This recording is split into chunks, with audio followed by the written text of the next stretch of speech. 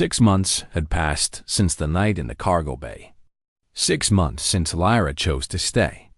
6 months since Daniel stopped running from the possibility of caring about someone again. The second chance looked different now. Lyra had added small touches of Villani culture throughout the ship. Blue crystals from her home world hung in the cockpit window, catching the light of distant stars. Her navigation charts covered one wall of the bridge, marked with notes in her delicate handwriting. Her favorite tea sat next to Daniel's coffee in the kitchen. She was the ship's navigator now, officially. Maya had insisted on making it formal, complete with a small ceremony where Lyra had to put her hand on the engine core and swear to treat the ship with respect. Daniel had laughed at the whole thing, a real laugh, the kind Maya said she had not heard from him in years. They had been running cargo between Haven Station and the outer colonies. Legitimate work, not the dangerous salvage jobs Daniel used to take. Maya complained that it was boring. Daniel said boring was fine. Lyra secretly agreed with Maya, but did not say so. Today, they were docked at Haven Station for resupply. Lyra was checking inventory in the cargo bay when Maya's voice came over the intercom. "Lyra, you need to come to the main corridor. Now." Something in Maya's voice made Lyra's stomach tighten. She put down her datapad and walked quickly through the ship. Daniel was standing in the main corridor with Gloria Park. And next to Gloria was a Villani male in formal diplomatic robes. The crest on his shoulder marked him as an ambassador. Lyra stopped walking. Her breath caught in her throat. "Lyra Veth?" the ambassador asked. His voice was formal and precise, the way all diplomats spoke. "Yes, my name is Ambassador Torn. I have been sent by your family. They have been searching for you since your ship was captured. When they learned you were alive and safe at Haven Station, they sent me to bring you home." Home. The word hung in the air between them. Lyra looked at Daniel. His face was carefully blank, the way it got when he was trying not to feel something. "Your parents miss you greatly," Ambassador Torn continued. "Your sisters have been praying for your return. The Villani government has arranged a ship to take you back to our home world. You could be there within 2 weeks. 2 weeks. 14 days and she could see her mother again. She could walk through the blue forests she remembered from her childhood. She could sleep in her own bed, in her own room, in her own home. Can I have some time to think?" Lyra asked. The ambassador looked surprised. "Of course. The ship will remain docked for 3 days. That should be sufficient time to gather your belongings and say your goodbyes." He bowed formally and walked away with Gloria. The corridor was quiet. Daniel still had not moved. His eyes were fixed on a point somewhere over Lyra's shoulder. "You should go," he said. His voice was flat. "Your family is waiting for you. That is what you wanted, is it?" "It was, when we first came here. All you talked about was going home." Lyra walked toward him until they were face to face. "That was 6 months ago. A lot has changed since then." Daniel finally looked at her. His eyes were bright with emotion he was trying to hide. "Your family needs you. Your world needs you. What do you have here? An old ship and a broken man, and an engineer who talks to machines." "I heard that," Maya called from somewhere in the engine room. Despite everything, Lyra smiled. "I have a home here, Daniel. I have a place where I belong. I have people who care about me." She reached up and touched his face. "I have you. I cannot ask you to stay. It would not be fair. You are not asking. I am choosing." She held his gaze. "That is what freedom means. The right to choose. And I choose this. I choose the second chance. I choose Maya and her endless complaints about the engines. I choose mornings drinking coffee together in the cockpit. I choose nights when we sit in the cargo bay and you tell me stories about Earth." She moved closer. "I choose you." Daniel's carefully blank expression finally cracked. She could see everything underneath. The hope and the fear and the desperate wanting. "Are you sure?" He whispered, "I am sure." He pulled her into his arms. It was not gentle. It was not careful. It was the embrace of someone who had been holding himself back for months, maybe years, and finally let go. "I thought I was going to lose you," he said into her hair. "I thought you would leave, and I would be alone again, and I did not know how I was going to survive it." "You are not alone," Lyra said. "Not anymore." They stood there in the corridor for a long time, holding each other. Maya walked past at some point, muttered something about finally, and went to the kitchen to make tea. The next day, Lyra met with Ambassador Torin. She explained that she would not be returning to the Volani home world. She asked him to give her family a message. She was alive. She was safe. She was happy. She would visit them someday. But this ship was her home now. The ambassador did not understand. Volani did not leave their families. Volani did not choose strangers over blood relatives. But he agreed to deliver the message. It was not his place to judge. After the ambassador left, Daniel found Lyra in the cockpit. She was sitting in her usual seat, staring out at the stars. "Do you regret it?" he asked quietly. "No." She turned to look at him. "I will miss my family. I will miss my home world. But I can visit them. I can send messages. The war is over. The galaxy is opening up again." She smiled. "Besides, I have a new family now." Daniel sat down in the pilot's seat. He was quiet for a moment. Then he said, "I never thought I would have this again. After Kevin died, after I lost my crew, I thought I was going to spend the rest of my life alone. I thought that was what I deserved." "You deserve happiness," Lyra said. "You deserve love. You deserve to forgive yourself. I am working on it." He looked at her with something soft in his eyes. "You make it easier."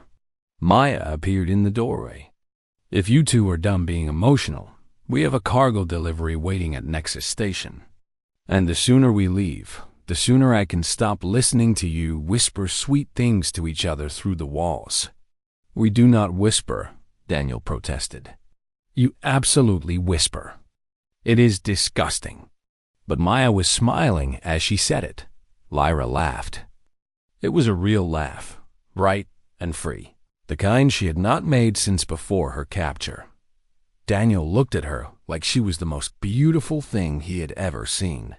"Let us go," Lyra said.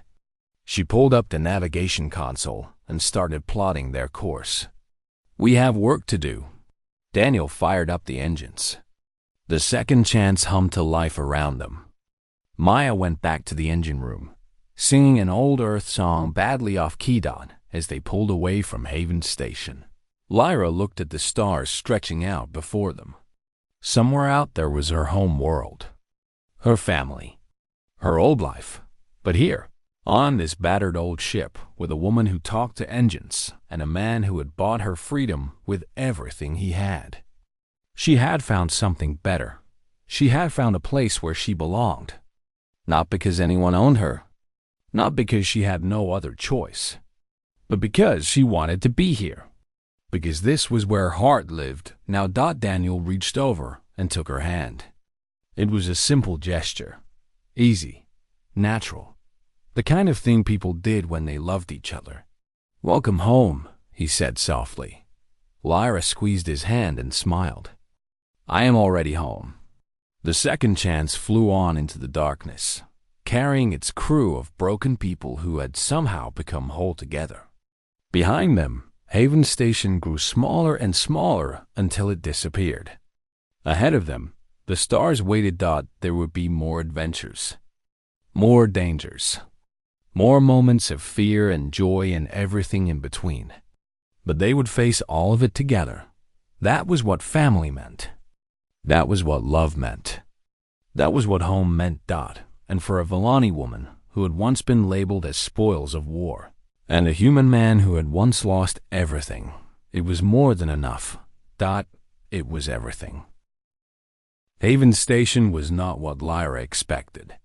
She had imagined something small and hidden, a dark corner of space where refugees huddled in fear.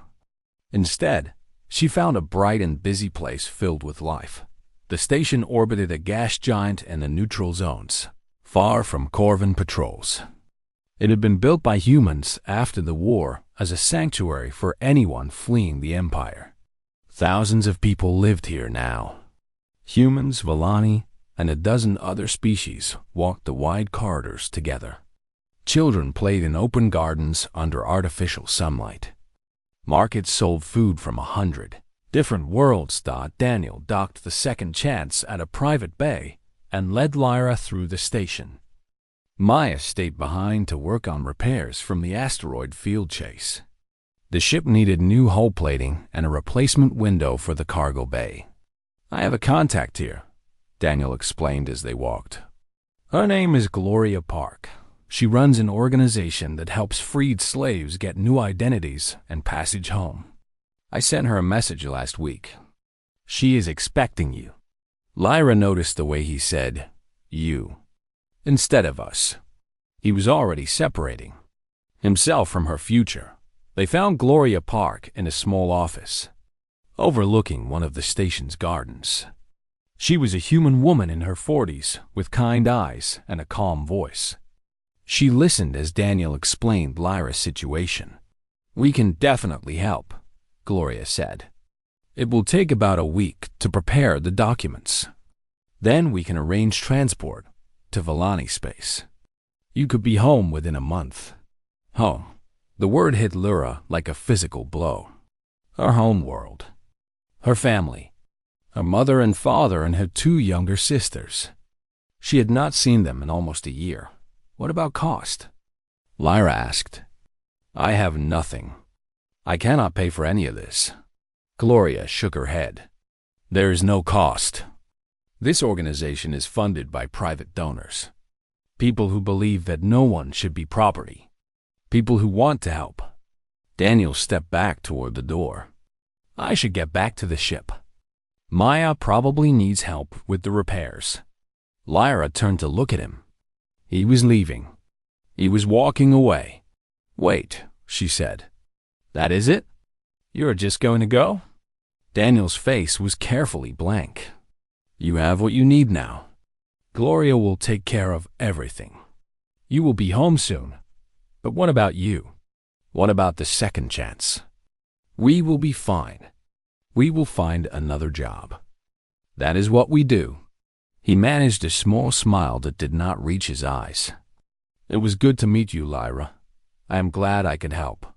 He turned and walked out of the office. Lyra stared at the empty doorway. Something inside her chest felt like it was breaking. Gloria watched her with understanding eyes. "He does this," she said quietly. "Brings people here and then disappears before they can thank him, before they can feel obligated to him." "How many people has he helped?" 17 in the last 2 years. All former prisoners. All like you." Lyra sat down heavily in a chair. 17 people. Daniel had spent his savings 17 times over to free strangers from slavery. He had risked his life 17 times over to bring them to safety.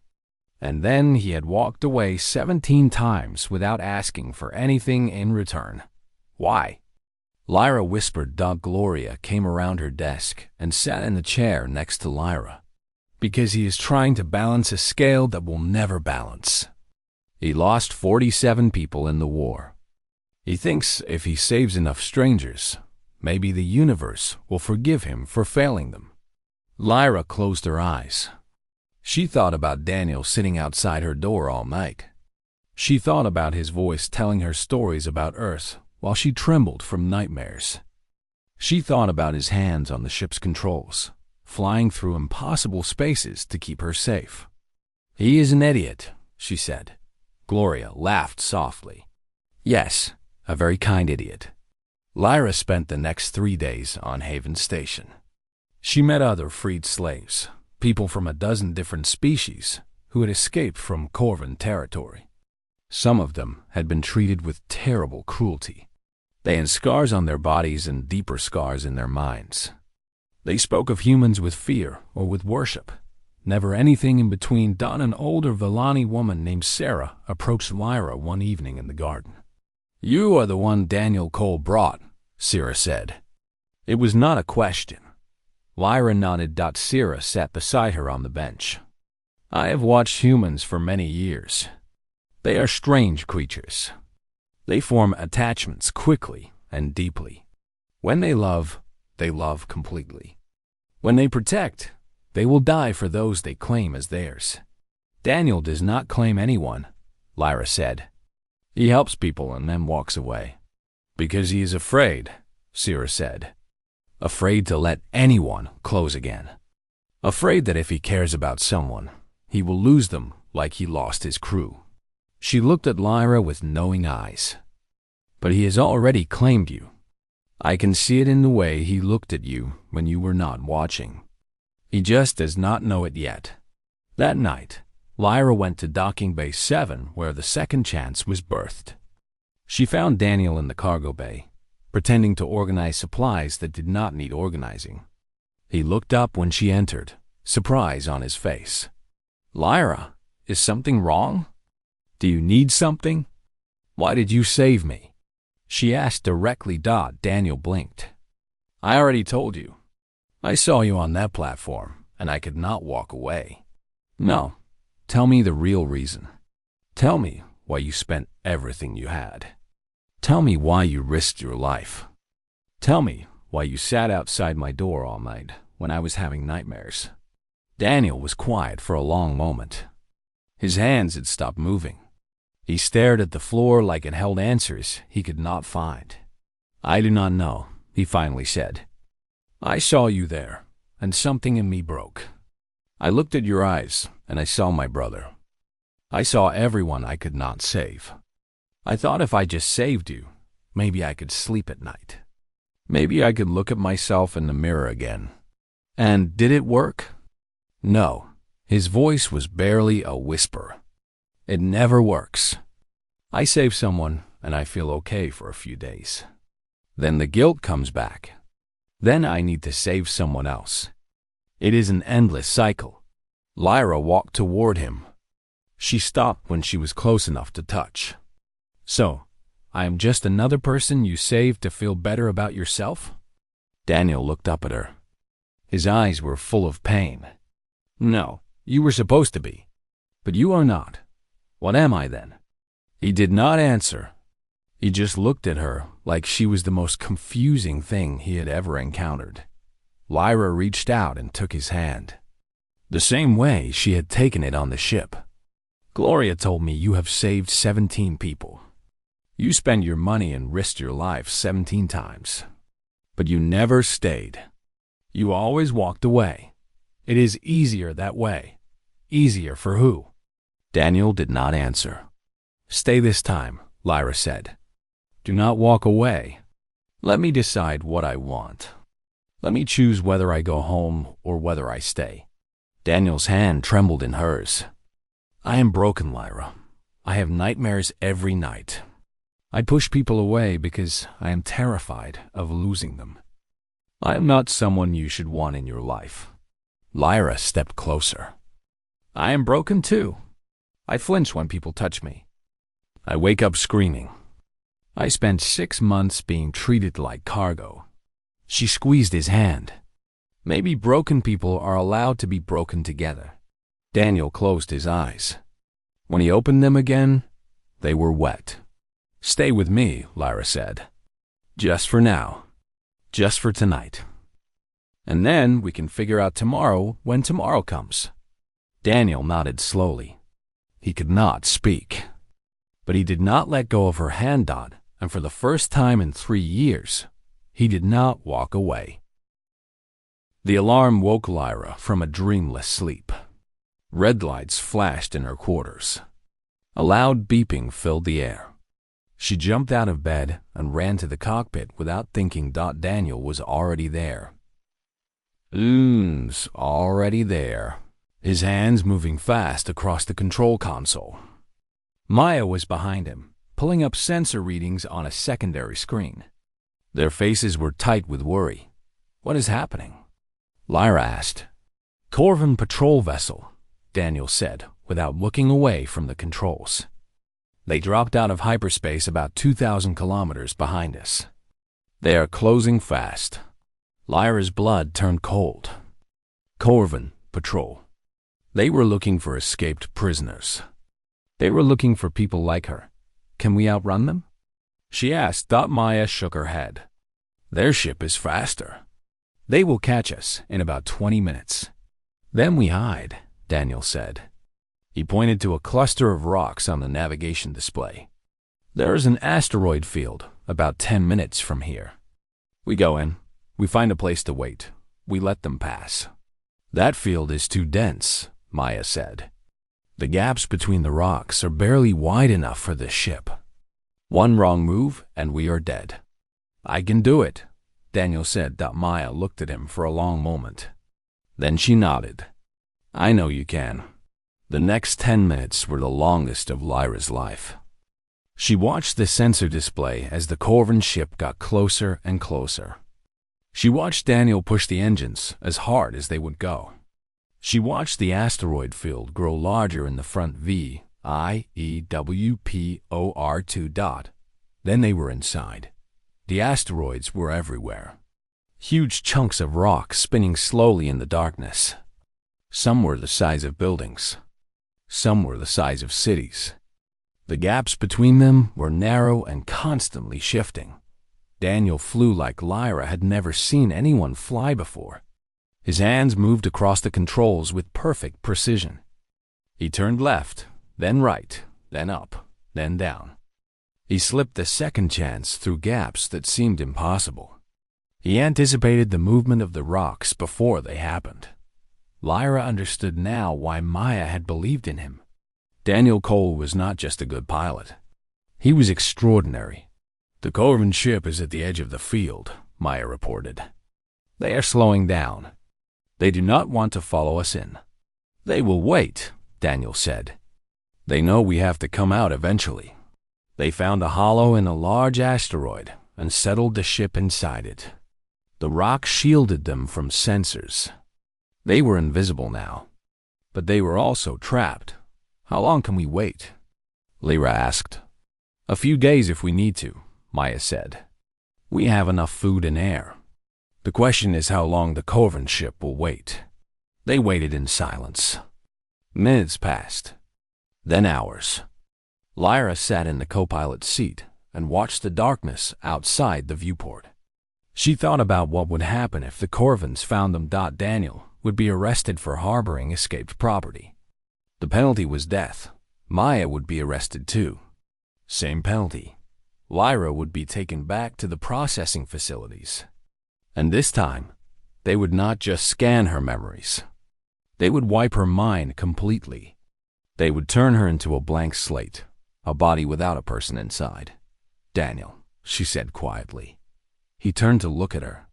"If they find us, I will turn myself in. I will tell them I was a stowaway. I will tell them you did not know I was on board." Daniel's face changed. For the first time since she had known him, she saw anger in his eyes. Real anger. Hot and fierce. "No," he said. "It is the only way to save you and Maya. If they take me, they will let you go." "No," Daniel said again. His voice was hard. "You are not property. You are crew, and I do not abandon my crew." Lyra stared at him. "You barely know me. You do not owe me anything." "I owe you everything," Daniel said. "I spent 20,000 credits because I could not watch another person be taken. I spent 3 weeks trying to show you that not everyone in this galaxy wants to hurt you. I am not going to throw all that away now." "He is right," Maya said from the engineering station. "We stay together or we die together. That is how this works." Lyra did not know what to say. She had never met people like this. The Villani were kind to their own, but they did not risk their lives for strangers. The Corvans saw weakness as something to exploit. But these humans, these strange and confusing humans, They were willing to die for someone they had just met. "The patrol ship is moving," Maya announced. "They are coming into the field. They are searching for us." Daniel turned back to the controls. "Then we move. Lyra, I need you in the co-pilot seat. I need you to watch the sensors and tell me where the gaps are." Lyra hesitated for only a second. Then she strapped herself in and pulled up the sensor display. "There is a gap at bearing 270, about 50 meters wide." "That will work," Daniel said. He fired the engines. For the next 2 hours, they played a deadly game with the Corvan patrol. Daniel flew through the asteroid field with impossible skill. Lyra called out gaps and trajectories. Maya kept the engines running at maximum efficiency. They took damage. A rock clipped their starboard wing. Another cracked one of the cargo bay windows. The ship groaned and shuddered, but it held together. Maya's repairs held. Daniel's piloting held. Finally, they reached the edge of the field. Open space stretched before them. The Corvan ship was still somewhere behind them, lost in the maze of rocks. Daniel pushed the engines to full power. The second chance shot forward into the darkness. They flew for 6 hours before Maya confirmed that the Corvan ship had given up the chase. Lyra slumped in her seat, exhausted. Her hands were shaking from the tension. But they were alive. They were free.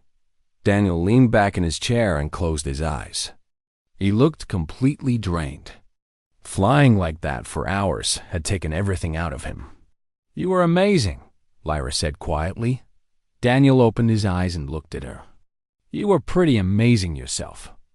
"I could not have done it without your navigation." Lyra felt warmth spread through her chest. It was a strange feeling. She had not felt warm in a very long time. "Daniel," she said, "who were you before the war?" He was quiet for a moment. Then he said, "I was someone who believed he could protect people. I was someone who thought if he just tried hard enough, no one would get hurt. What happened? I learned I was wrong. I learned that sometimes you try your hardest and people still die. I learned that the universe does not care how much you love someone." Lyra reached out and touched his hand. It was the first time she had touched him. His skin was warm and rough. "You protected me today," she said. "You could have let them take me. You could have saved yourself. But you did not." Daniel looked at their hands together. His eyes were bright with something that might have been tears. "I could not lose someone else," he said. "I just could not." Lyra squeezed his hand gently. She did not say anything else. There was nothing else to say, but in that moment, something changed between them. Something real. Something that felt like the beginning of something important. Maya watched them from the doorway and smiled to herself. Then she went back to the engine room to start repairs, humming an old Earth song under her breath. 3 days passed on the second chance, and Lyra still waited for the cruelty to begin. She stayed in the passenger quarters Daniel had given her. She kept the door locked. She slept in short bursts, waking at every sound, ready to fight or run, but the cruelty never came. Instead, Daniel knocked on her door each morning and asked if she was hungry. When she did not answer, he left a tray of food outside. The food was simple but good. Warm bread, protein cubes, a sweet fruit she did not recognize. Sometimes there was a small cup of something hot and bitter that Daniel called coffee. On the 4th day, Lyra finally opened the door while Daniel was still standing there. He looked surprised. Then he smiled, just a little. "Good morning," he said. "Maya made extra breakfast if you want to join us." Lyra did not know who Maya was, but she was tired of being alone in that small room. She was tired of waiting for something terrible that never happened. She nodded slowly and followed Daniel to the ship's small kitchen.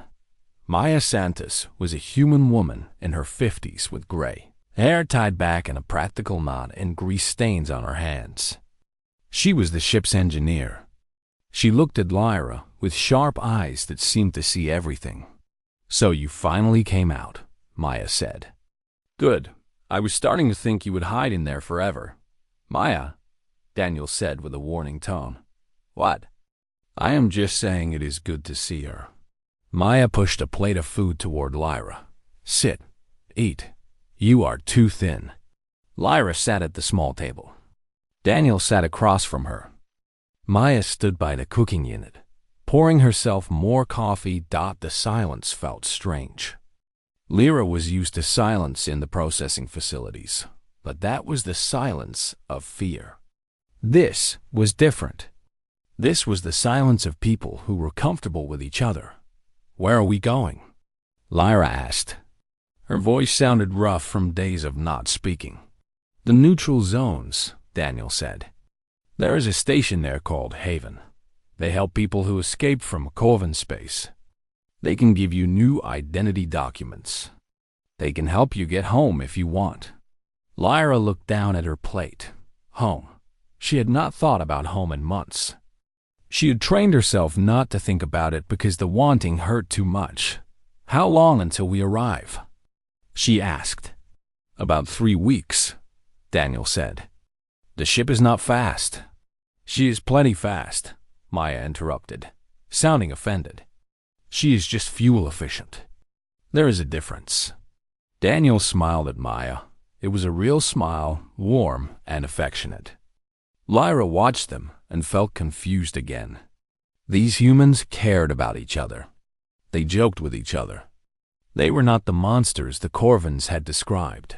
Over the next week, Lyra began to spend more time outside her room. She explored the ship. It was small, just the cockpit, the engine room, a cargo hold, the kitchen, and 3 sleeping quarters. But it felt bigger than it was because every corner was filled with life. Books stacked on shelves. Music players scattered on tables. A collection of small rocks from different planets displayed in the cockpit window. She learned that Daniel talked to his ship.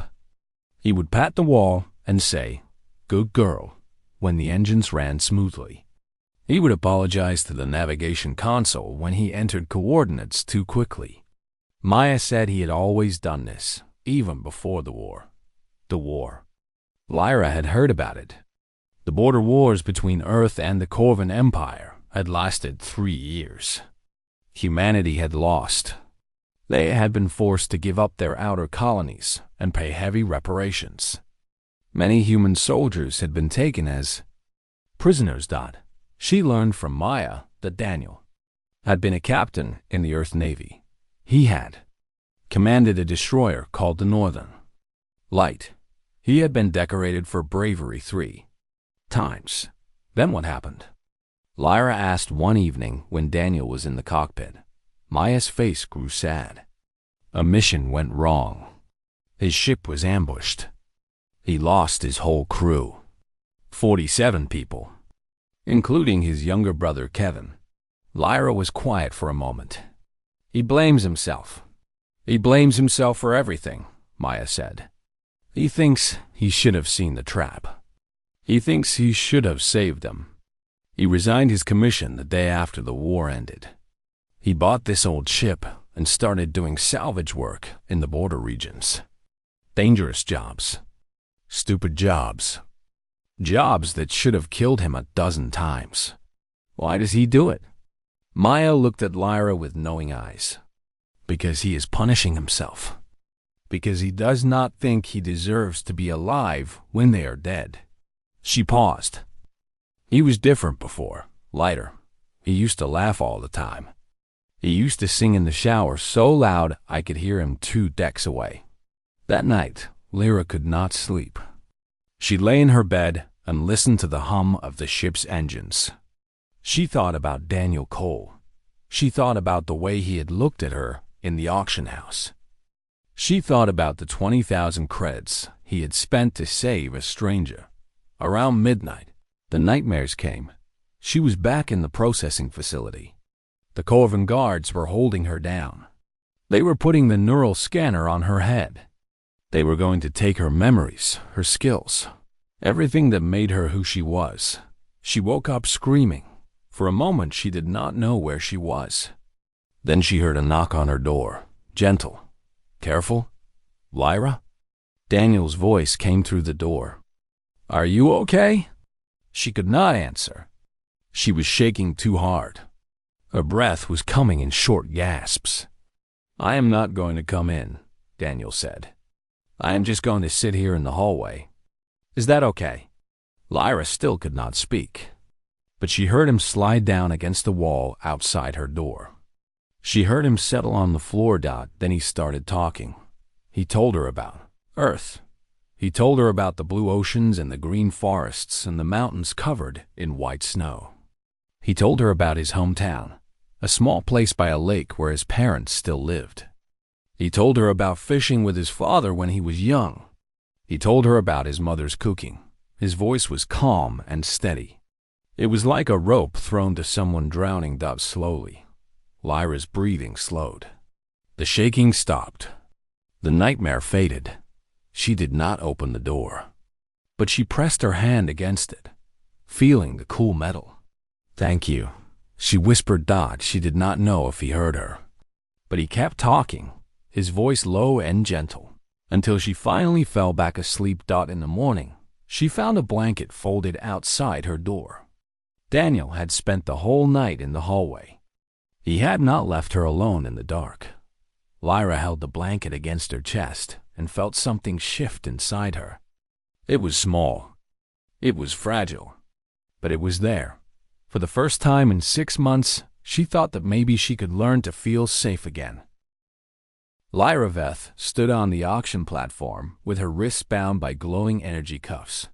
The metal beneath her bare feet was cold. The air smelled like recycled oxygen and fear. Around her, dozens of other prisoners waited in lines, their eyes empty and their shoulders bent. A holographic tag floated beside her head. It read Spoils of War Valani Female, Navigation Certified, in 3 different languages.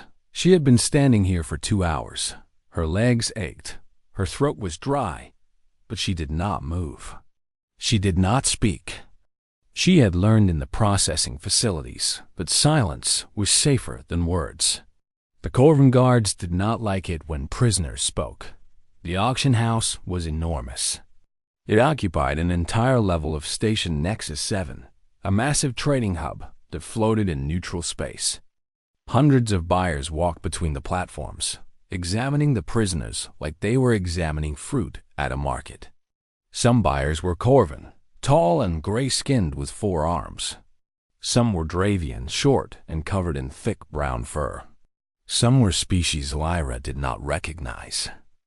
And some were human. Lyra watched the humans with careful eyes.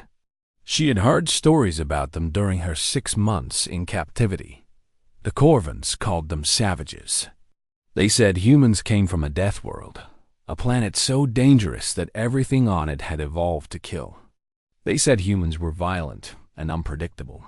They said human males did terrible things to alien females they purchased. Lyra did not know if the stories were true.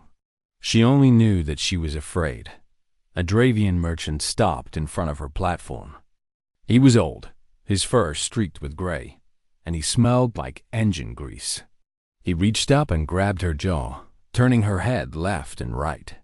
Then he pulled her mouth open and looked at her teeth. Lyra wanted to bite him. She wanted to scream.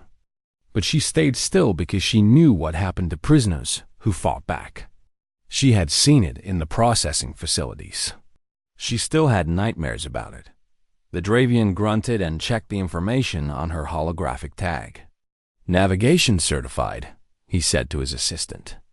She could be useful on a cargo ship. The crew gets lonely on long voyages. Lyra felt her stomach turn. She knew what he meant. She closed her eyes and tried to imagine she was somewhere else. She tried to remember her home world, the blue forests and the silver lakes. She tried to remember her mother's voice, singing her to sleep when she was small. How much for this one? The Dravian asked the Corvan auctioneer. The bidding starts at 5,000 credits, the auctioneer replied. The Dravian nodded. I will bid 5,000. Lyra kept her eyes closed. She did not want to see the face of the creature who would own her. She did not want to think about what her life would become. 6,000, a new voice said. Lyra's eyes opened. The voice was deep and calm. It belonged to a human male standing at the edge of the platform. He was tall with brown hair that was slightly too long and a short beard that needed trimming. He wore a worn leather jacket over simple clothes. His boots were scuffed. He looked tired, like he had not slept well in a long time. The Dravian turned to look at the human with surprise. 7,000, the Dravian said, his voice sharp. 10,000, the human replied without hesitation. Lyra stared at him. 10,000 credits was a fortune. It was more than most cargo ships earned in a month. Why would a human spend so much? Money on a Valani prisoner? The Dravian's fur bristled with anger. He looked at the human, then at Lyra, then back at the human. 15,000, he said that the human did not react. His face stayed calm. 20,000.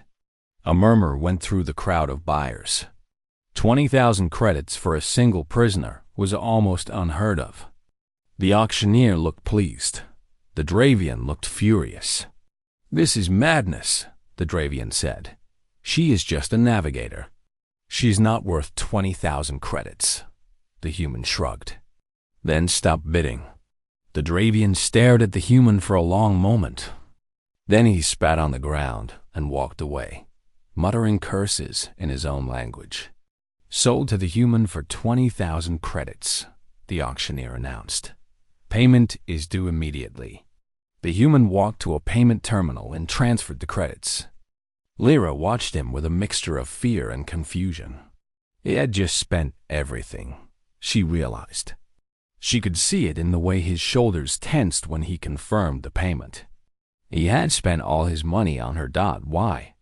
The auctioneer released the lock on Lyra's platform, and a Corvan guard led her down the steps toward the human. Her legs were shaking. Her heart was beating so fast she could hear it in her ears. The human looked at her. His eyes were brown and sad. They were not the eyes of a monster. They were the eyes of someone who had seen too much pain. Come with me, he said quietly. My ship is in docking bay 17. Lyra followed him because she had no choice. She was his property now. She belonged to him in the eyes of galactic law. He could do whatever he wanted to her. They walked through the crowded corridors of the station in silence. Lyra kept her head down. She tried to prepare herself for what was coming. She tried to build walls inside her mind, places where she could hide when the pain started. They reached docking bay 17. The human ship was old and battered. It was a cargo hauler, the kind used for salvage operations. The name painted on the side said, Second Chance in faded letters. The human led her up the boarding ramp and into the ship. The interior was small but clean. It smelled like coffee and machine oil. There were personal items scattered around, books and music players and a half-finished puzzle on a small table. The human stopped in the middle of the main corridor. He turned to face Lyra. She tensed, waiting for his hands to reach for her. Instead, he reached for her wrists. He pressed a code into the energy cuffs. They clicked and fell away, clattering to the floor. Lyra stared at her freed hands. She did not understand. I do not keep slaves, the human said simply. Lyra looked up at him. Her voice came out as a whisper. Then why did you buy me? The human was quiet for a moment. Then he said, Because I could not watch that Dravian take you. Because I know what happens to prisoners they buy. Because I have done too many things I am ashamed of, and I thought maybe this could be something I am not ashamed of. Lyra did not know what to say. She had expected chains. She had expected pain. She had expected to become a thing, an object, a piece of property that she had not expected this. My name is Daniel Cole. the human said. "You are welcome to stay on this ship as long as you want. You are also welcome to leave whenever you want. I will take you wherever you need to go." Lyra's hands were trembling. Her whole body was trembling. She did not understand this human. She did not understand his kindness. "Why?" she asked again, because it was the only word she could find. Daniel Cole looked at her with those sad brown eyes. "Because someone should have done it for my brother," he said quietly. "And no one did." Then he turned and walked toward the cockpit, leaving Lyra standing alone in the corridor with her freed. Hands in her confusion and the first small crack in the wall she had built around her heart.